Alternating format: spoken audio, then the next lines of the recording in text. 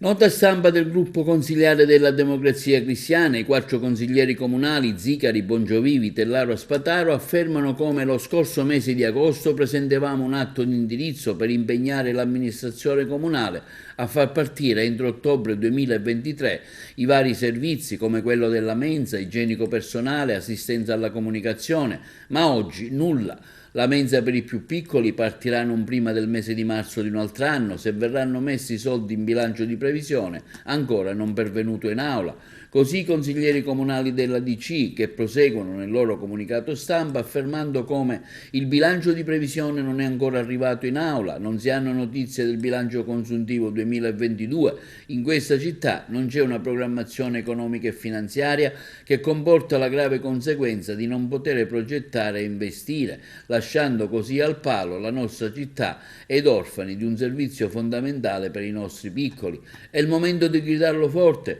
il re è nudo. Questa citazione per spiegare al sindaco, affermano i 4 consiglieri comunali della DC, Zicari, Bongiovivi, Tellaro e Spataro, che senza bilancio può anche ricevere 10 milioni dalla regione, ma non li potrà certamente spendere. Senza bilancio non si può amministrare, senza bilancio nega i diritti dei nostri bambini.